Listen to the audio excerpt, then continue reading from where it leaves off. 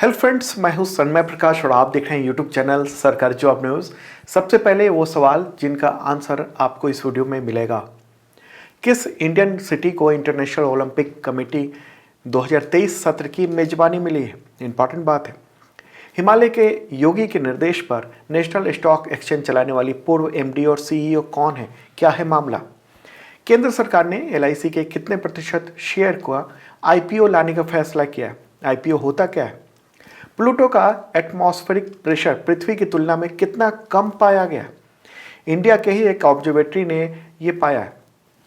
केंद्र ने किस अंतर्राष्ट्रीय संगठन के सचिवालय के स्थापना को मंजूरी दी है इंडिया में? पोलियो मुक्त अफ्रीका है तो वहाँ के किस देश में जंगली पोलियो का मामला सामने आया? इसके अलावा और भी कई सवाल हैं, उन सब पे बात करेंगे। तो सबसे पहले शुरू में सवाल आपसे है इस वीडियो में कि रूसी प्रेसिडेंट पुतिन ने यूक्रेन के किन दो राज्यों को स्वतंत्र देश घोषित करने और सेना भेजने का आदेश दिया है? इसके बारे में एक स्पेशल वीडियो बन चुका है, वो आपने पहले देख लिया होगा। आपको बताना है कमेंट बॉक्स में इसका आंसर। देखते हैं कितने लोग बता पाते हैं। अगर आपको नहीं पता है तो वो वीडियो जरूर देख लेना सरकारी जॉब न्यूज़ यूट्यूब चैनल पे। मैं इसका आंसर इस वीडियो के आखिरी हिस्से में दूंगा। तो शुरू करते हैं और क्वेश्चन होगा पहला, इंटरनेशनल ओलंपिक कमेटी यानी आईओसी का 2023 सत्र, उसका सेशन, उसकी मेजबानी भारत का कौन सा शहर करेगा? किसे मिली है? आंसर होगा मुंबई। ठीक है, मुंबई ऐसा कर रहा है और भारत में 40 साल के बाद इंटरनेशनल ओलंपिक कमेटी का सेशन होने जा रहा है और वो मुंबई में होने जा रहा है। मुंबई को चुना गया है। भारत को मेजबानी करने का ये अधिकार 19 फरवरी 2022 को बीजिंग में एक सत्र हुआ था आईओसी का, उसी में ये तय हुआ है। ओके, और ये कब होगा आयोजन? मई या जून 2023 में होगा। तो एक इम्पॉर्टेंट फैसला है आईओसी का, इंटरनेशनल ओलंपिक कमेटी का। ओके, हर साल इसकी वार्षिक बैठक होती है। इसमें 101 सदस्य जो है मतदान करते हैं और तब ये चुना जाता है कि कौन किस जगह पर इसकी मेजबानी दी जाएगी, किसको दी जाएगी। ठीक है, तो इसका बाकायदा बीजिंग में वोटिंग हुई और इंडिया ने वोटिंग में विजय प्राप्त की और उसका ये मिला है।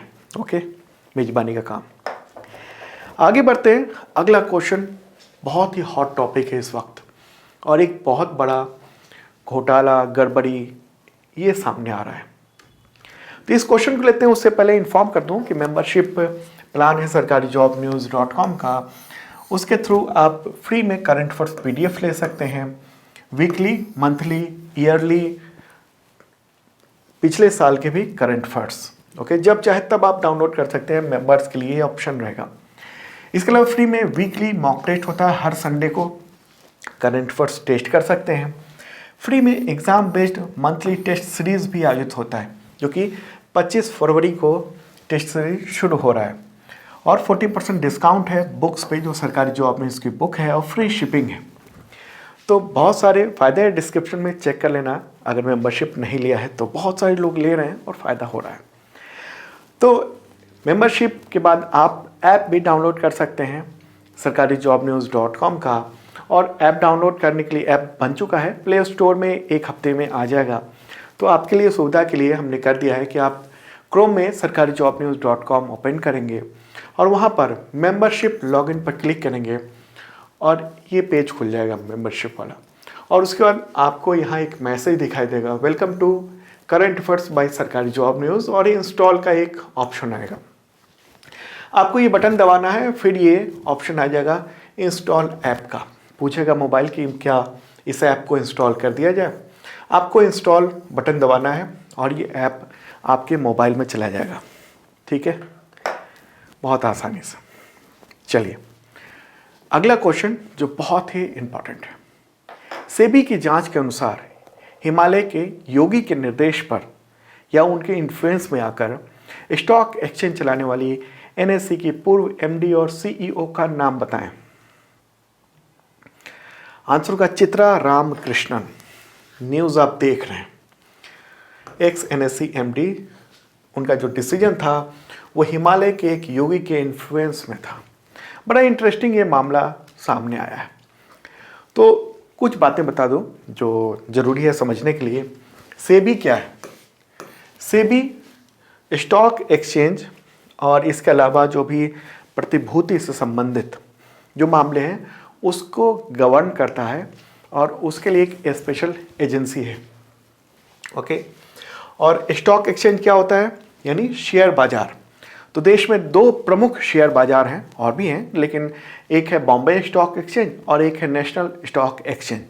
तो ये मामला नेशनल स्टॉक एक्सचेंज का है। ठीक है। तो चित्रा रामाकृष्णन एनएससी की एमडी और सीईओ बनी थी, ये फोटोग्राफर।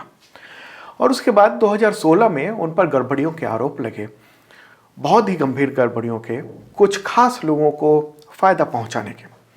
और इसके बाद सेबी ने इसकी जांच की और उसके बाद इनको 2016 में इस्तीफा देना पड़ता। अब क्या हुआ है? अब 2022 में सेबी ने जांच रिपोर्ट में ये कहा है कि चित्रा रामकृष्णन अपने कार्यकाल के दौरान नेशनल स्टॉक एक्सचेंज को हिमालय के एक योगी के निर्देश पर चला रही थी, ऐसा कहना है सेबी का। चित्रा, उन्होंने हिमालय पर्वतमाला में रहने वाले एक योगी के इशारे पर आनंद सुब्रमण्यम, एक व्यक्ति है, उसे स्टॉक एक्सचेंज के समूह संचालन अधिकारी और उसका मतलब सलाहकार के रूप में नियुक्त किया और बहुत बड़ी सैलरी दी। तो सेबी ने जो मामला हुआ है, गड़बड़ी हुई है, मेन गड़बड़ी क्या है वो आगे बताते हैं। तो इस मामले में क्या किया है सेबी ने? इन चारों को दोषी पाया है, चित्रा रामकृष्णन, रवि नारायण, आनंद सुब्रमण्यम और एक रहस्यमय योगी जिसका अभी तक एक्चुअल में पता ही नहीं है कि वो है कौन। और क्या हुआ है? इनकम टैक्स डिपार्टमेंट ने चित्रा रामकृष्णन से जुड़े हुए जो भी प्रॉपर्टी हैं, इनके घर हैं, उन सब पे छापेमारी की है। इसके अलावा सीबीआई ने भी एक एफआईआर दर्ज की है इंक्वायरी के लिए। ओके। जो भी गड़बड़ियाँ हुए उन सब का पता लगाने के लिए। अब क्या है मामला, इसको देख लेते हैं। ये है नेशनल स्टॉक एक्सचेंज, ये मुंबई में है मुख्यालय। दरअसल हुआ ये कि 2009 में को लोकेशन, एक खास तरह की सुविधा होती है, वो लॉन्च की गई थी ट्रेडर्स के लिए। ट्रेडर्स मतलब जो कारोबार करते हैं स्टॉक एक्सचेंज में, जो शेयरों की खरीद बिक्री का बड़े पैमाने पर करते हैं, उन सब के लिए। तो इसमें सुविधा ये थी कि ट्रेडर्स जो हैं वो अपने सर्वर को एनएससी के डेटा सेंटर में रख सकते थे। और इससे क्या हुआ? ट्रेडर्स को प्राइस फीडिंग की बहुत जल्दी जानकारी मिल जाती थी कि क्या प्राइस अप एंड डाउन हो रहा है। फिर को लोकेशन सुविधा जो है ये 3 महीने बाद एनएससी ने टिक वाई टिक डेटा देना प्रारंभ कर दिया, खास तरह का डेटा देना प्रारंभ किया। और यहीं से गड़बड़ियाँ शुरू हुई को लोकेशन पर। खास सुविधाएं प्रदान की गई, इंटरनेट प्रोटोकॉल का प्रारूप वगैरह चेंज कर दिया गया और उससे जो ट्रेडर्स से खास तरह के लोग, उन सबको बहुत फ़ायदा हुआ, करोड़ों अरबों का, कुछ खास लोगों को। तो ये को लोकेशन स्कैम है, मतलब कोल नहीं है। ओके, कोल स्कैम नहीं है ये है को लोकेशन स्कैम। ओके। तो क्या मामला? देखिए, एनएससी की जो गड़बड़ियां हैं वो 2015 में सामने आई थी। अच्छा, ये को लोकेशन जो है वो शुरू तो हो गया था 2009 में, लेकिन ये सारी इनके, यानी जो चित्रा रामकृष्णन हैं, इनके सीईओ बनने के बाद उसमें उसके पूरी व्यवस्था में गड़बड़ियां शुरू हो गई थी। और कुछ ही साल में इसकी शिकायत एक विसिल ब्लोअर मतलब कोई भी एक व्यक्ति जो ये खुल के कहता हो कि ये सामने ये यहाँ पर गड़बड़ी हुई है और इनके ये सब सबूत हैं जो संभावित हो सकती है गड़बड़ी। तो ये शिकायत दर्ज हुई सेबी के सामने, आरोप लगा कि कुछ ट्रेडर्स को एनएससी के को लोकेशन सुविधाओं में तरजीह पहुंचाई गई है। मतलब तरजीही पहुंच का मतलब हो गया कि बाकी लोगों को इन्फॉर्मेशन बाद में मिल रही है और कुछ लोगों को इन्फॉर्मेशन बहुत जल्दी मिल रही है। शेयर बाजार में तो थोड़ी सी इन्फॉर्मेशन अगर अंदर की मिल जाए तो लाखों करोड़ों अरबों के खेल हो जाते हैं। ठीक है। तो विसिल ब्लोअर ने यह बताया था। इस आरोप के बाद एनएससी के कुछ कर्मचारियों के मिली भगत की बात सामने आई। तो फिर सेबी उसने इंक्वायरी शुरू की और उसको जांच में पता लगा कि बहुत बड़ी गड़बड़ियाँ थी, कुछ खास लोगों को फ़ायदा दिया गया था। और ये भी पता चला कि डेटा पाने के लिए कुछ ट्रेडर्स जो हैं वो सर्वर और उसके आईपी में काफ़ी मैनिपुलेट कर रहे हैं। और ये सब पूरी जब जानकारी प्राप्त हो गई, फिर भी चित्रा रामकृष्णन उन सब ने कोई कार्रवाई नहीं की इस मामले में। तो 2016 से इंक्वायरी चल रही थी और फिर 2021 में सेबी ने चित्रा रामकृष्णन पर और भी लोगों पर 25 लाख रुपए का जुर्माना लगाया। एनएससी पर भी 1 करोड़ का जुर्माना लगाया। तो जब एनएससी मतलब सेबी ने इंक्वायरी की तब पता चला कि चित्रा रामकृष्णन ने ये कहा अपने बयान में कि वो 20 साल पहले किसी सिद्ध पुरुष योगी या परमहंस से मिले थे गंगा के किनारे। इनका कहना था कि जब ये सोचती हैं और उसी वक्त ये प्रकट हो जाते हैं। कभी इन्होंने उसके बाद देखा नहीं है, लेकिन कह रही थी प्रकट हो जाते हैं और इनको सब कुछ पहले से पता रहता था। और योगी से कैसे कम्युनिकेट करते थे? तो योगी से कम्युनिकेट करने के लिए खास तरह की एक ईमेल आईडी थी। मतलब प्रकट होते थे, मतलब ये सोचती थी और एक ईमेल चलाता था इनके ईमेल आईडी पे। ओके, तो अब ये भी बात हो रही है कि आनंद सुब्रमण्यम इन्होंने जिसको अपॉइंट किया था इस योगी के कहने पर शायद वही आनंद सुब्रमण्यम ही योगी के फर्जी रूप में वो ईमेल करता हो, ऐसी संभावना जताई जा रही है। लेकिन अभी तक सेबी या सीबीआई या इनकम टैक्स डिपार्टमेंट उन सबको पता नहीं है और ना ही इनको पता है कि एक्चुअल में योगी कौन है जिनके निर्देश पर, मतलब योगी ने कहा फलाने को आप इस पद पे तैनात कर दो, आनंद सुब्रमण्यम को, तो इन्होंने तैनात कर दिया, वो पद दे दिया बिना जो भी प्रक्रिया होती है उसके बिना। तो इसमें दो मुख्य किरदार हैं, एक तो है चित्रा रामकृष्णन और दूसरा किरदार है आनंद सुब्रमण्यम। ये वाला जो फोटोग्राफ आप देख रहे हैं, आनंद सुब्रमण्यम इससे पहले बामर एंड लॉरी में 15 लाख रुपए की सालाना सैलरी पे काम करते थे। 2013 में जब एनएससी ने उनको हायर किया तब उनकी सैलरी 1.68 करोड़ रुपए हो गई और फिर कुछ साल में ही इनकी सैलरी बढ़ाकर 4 करोड़ रुपए सालाना कर दी गई थी। तो एक तरह से इनको तरजीह दी गई, इन पर सारी व्यवस्था एक तरह से छोड़ दी गई और ये जो भी एनएससी में महत्वपूर्ण कदम उठाने होते थे तो वो पहले योगी से कंसल्ट करती थी, ये ईमेल करती थी। यहाँ तक कि जो टॉप सीक्रेट जो डेटा होते थे वो सब इस योगी को मैसेज कर देती थी और ये योगी कहता था कि अब आगे आप ऐसे करो, ये करो, ठीक है। तो अब सवाल है कि क्या क्या कार्रवाई हुई है। तो इसके सेबी ने रामकृष्णन पर पहले तो कम जुर्माना लगाया था, अब 3 करोड़ रुपए का जुर्माना लगाया और शेयर बाजार में किसी भी एक्टिविटी से रोक लगा दी है। एनएससी पर लोग ब्लाइंडली भरोसा करते थे और अब ये खेल बहुत बड़ा सामने आया। एक मामला हुआ था हर्षद मेहता का, जो शेयर बाजार में बहुत बड़ा घोटाला हुआ था और अब चित्रा रामकृष्णन का मामला सामने आ रहा है। चलिए आगे बढ़ते हैं और दोस्तों पसंद आ रहा हो लाइक बटन जरूर दबा देना और शेयर कर दीजिए तमाम मित्रों को, दोस्तों को, व्हाट्सएप पर, टेलीग्राम पर, हर जगह पर। अगला क्वेश्चन है, भारत सरकार ने एलआईसी के कितने प्रतिशत शेयर का आईपीओ लाने का फैसला किया? आंसर है 5%। न्यूज़ आप देख रहे हैं द हिंदू में, 5% ऑफर ये स्टेक बेचने का सरकार ने सोचा है। उसके लिए स्टॉक एक्सचेंज जो रेगुलेटर है सेबी, उसे एक ड्राफ्ट रेड हेरिंग प्रोस्पेक्टस जमा किया है गवर्नमेंट ने एलआईसी का, ठीक है। और इसके अनुसार एलआईसी में सरकार अपने जो 5% शेयर है, हमें तो 100% सरकार के पास है, सेंट्रल गवर्नमेंट के पास है, उसमें से 5% शेयर को स्टॉक मार्केट में बेचेगी गवर्नमेंट। और सरकार जो है वो 31 करोड़ इक्विटी, ये 5% जो है वो 31 करोड़ इक्विटी शेयर होंगे, यानी ओके कितने शेयर हो टोटल, तो 31 करोड़ शेयर है। तो उसी के जरिए ये 5% की हिस्सेदारी बेच रही है। तो और LIC का IPO मार्च में आ जाएगा, ठीक है। और 10% इसमें से जो हिस्सा है वो जो LIC के पॉलिसी धारक हैं उनके लिए रिजर्व रहेगा और बाकी अलग अलग निवेशकों के लिए होगा। ओके, तो LIC का जो IPO है उससे क्या करना चाहती है सरकार? LIC को शेयर बाजार में बेचकर अपने वित्तीय लक्ष्य को प्राप्त करना चाहती है सेंट्रल गवर्नमेंट।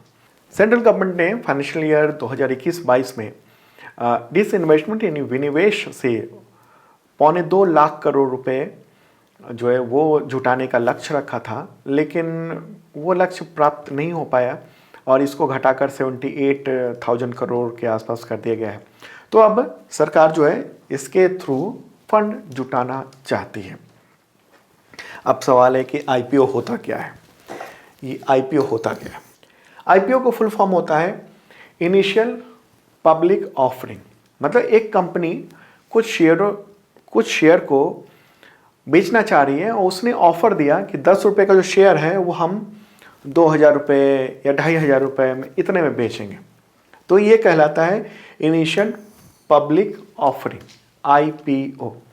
जब कंपनियों को पूंजी की ज़रूरत होती है तो खुद को शेयर बाजार में लिस्ट करवाती है कंपनी। तो इस प्रक्रिया में IPO यानी इनिशियल पब्लिक ऑफर जारी करना पड़ता है कंपनियों को।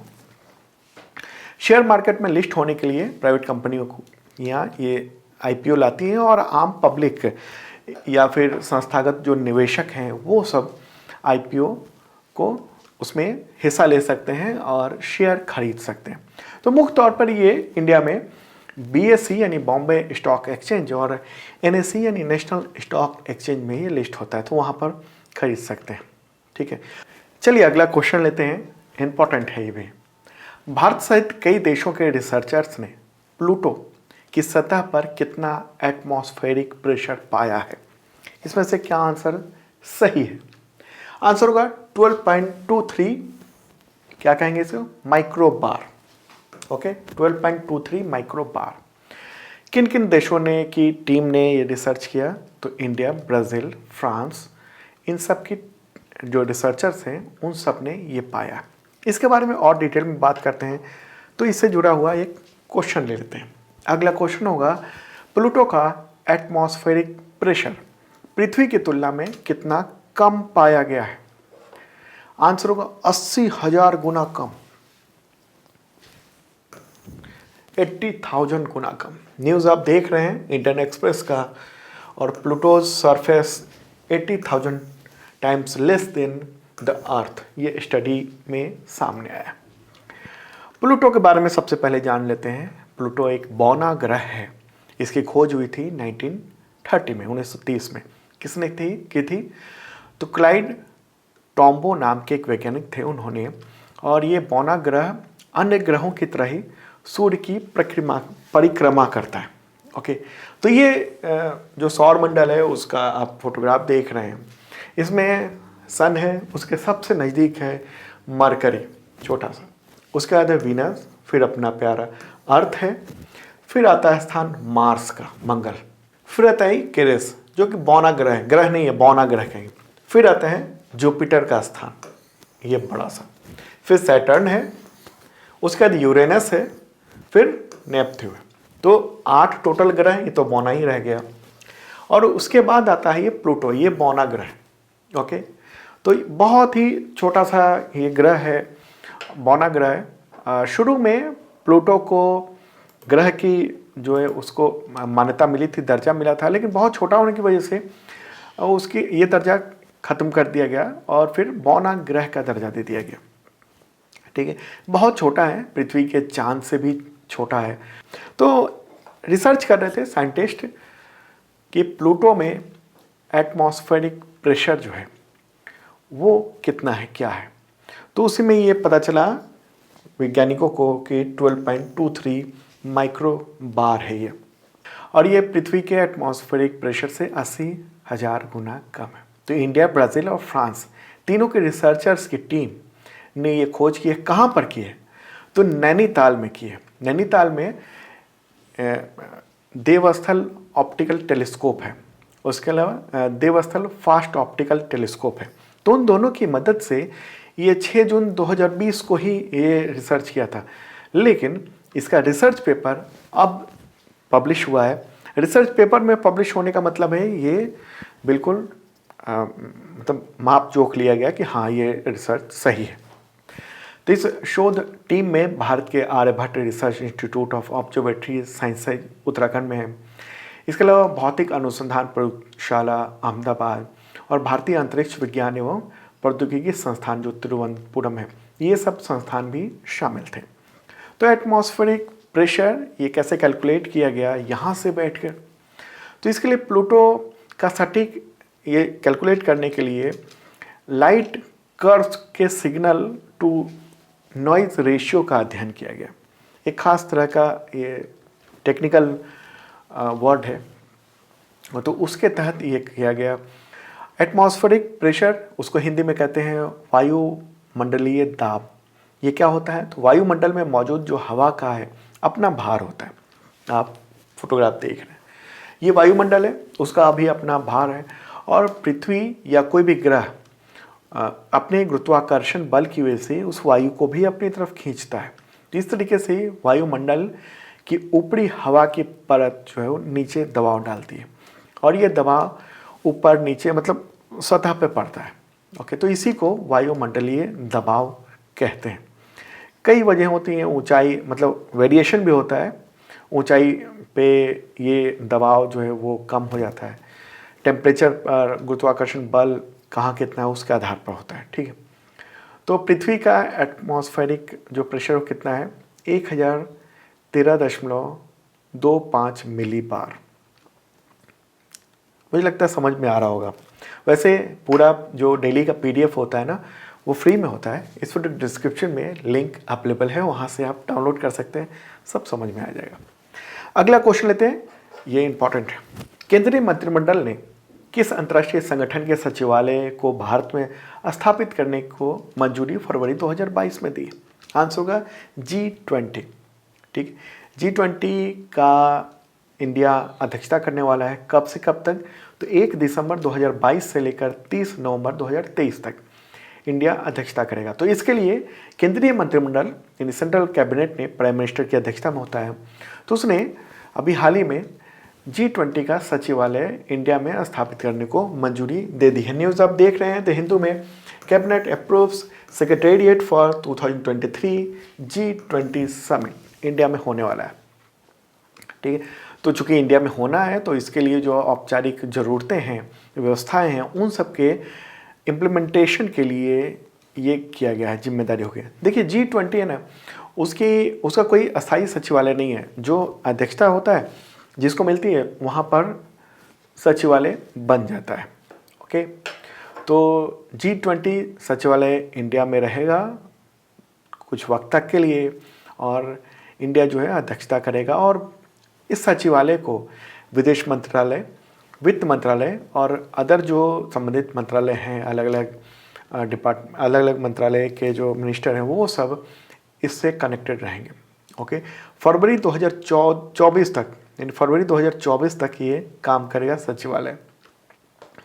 ठीक है, इम्पॉर्टेंट एक बात है और मैंने कुछ दिन पहले ही बताया था कि इंडिया G20 ट्राइका में शामिल हो गया।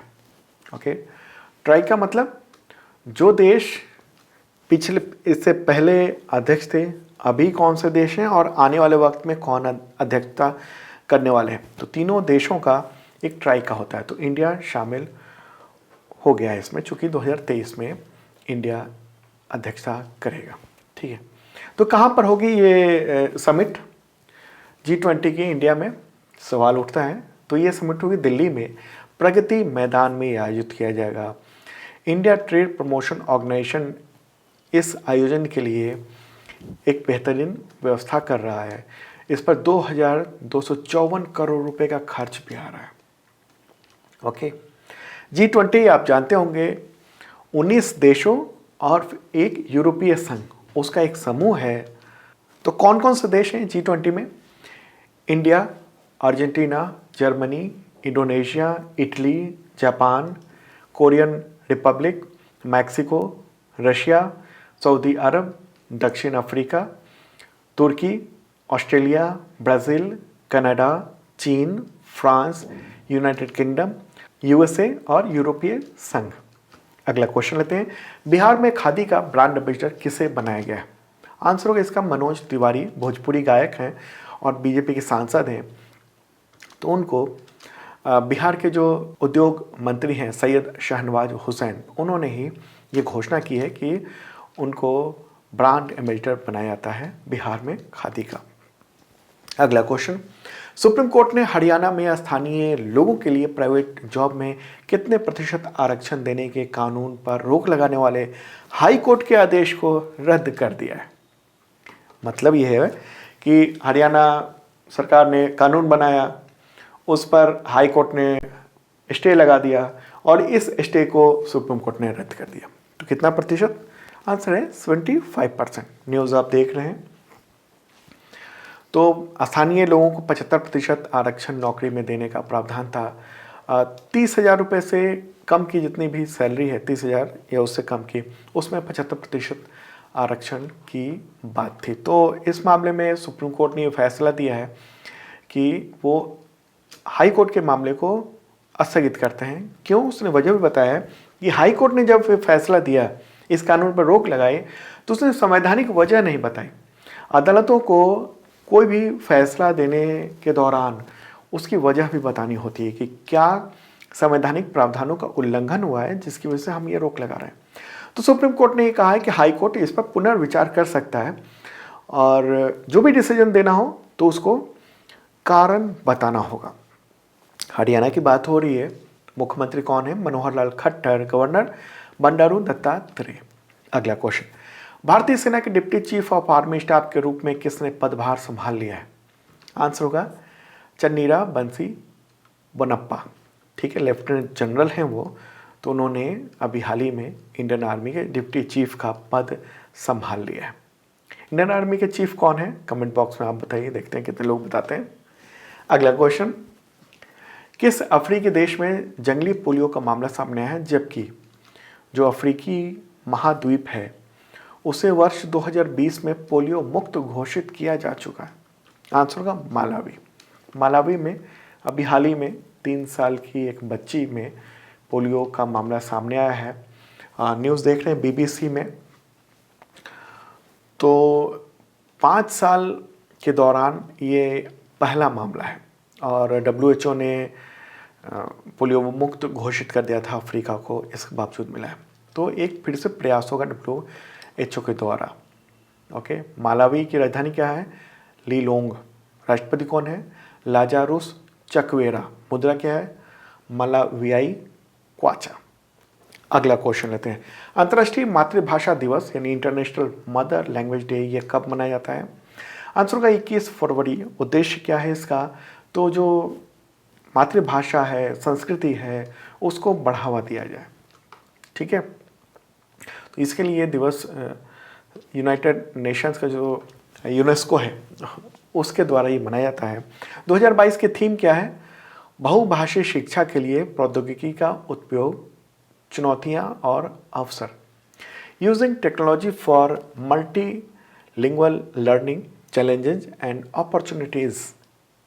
अगला क्वेश्चन, किन 2 राज्यों का स्थापना दिवस 20 फरवरी 2022 को मनाया गया? कौन से 2 राज्य हैं इनमें से? आंसर होगा मिजोरम और अरुणाचल प्रदेश। ठीक है, तो इसको लेकर गवर्नमेंट ने, प्राइम मिनिस्टर ने भी इसके लिए बधाई दी। ओके, दोनों राज्यों के लिए। तो दोस्तों ये था इंपॉर्टेंट करंट अफेयर्स और अब वक्त है जो मैंने सवाल आपसे किया था। सवाल आपसे मैंने क्या किया था कि रूसी प्रेसिडेंट पुतिन ने यूक्रेन के किन 2 राज्यों को स्वतंत्र देश घोषित किया और सेना भेजने का आदेश दिया? तो इसमें से सही आंसर है लुहांस्क और डोनेट्स्क। ओके, तो ये दोनों सही आंसर है। मैंने इसके बारे में डिटेल में वीडियो भी बनाया हुआ है, तो डिस्क्रिप्शन चेक कर लेना। जो भी स्थिति चल रही है यूक्रेन और रूस के बीच में, इसके अलावा दुनिया किस तरह से चपेट में आ रहा है इस पूरे मामले में। और ये मैप है, तो उस वीडियो में मैप के थ्रू हमने बताया है ये दोनों जो राज्य हैं इनको रूस ने स्वतंत्र देश घोषित कर दिया है। क्या मामला है इसका इतिहास भी हमने बताया है। तो दोस्तों कैसा लगा करंट अफेयर्स ज़रूर बताना। शेयर कर दीजिए तमाम मित्रों को, दोस्तों को। ओके, अब कल मिलते हैं ताज़ा तरीन करंट अफेयर के साथ।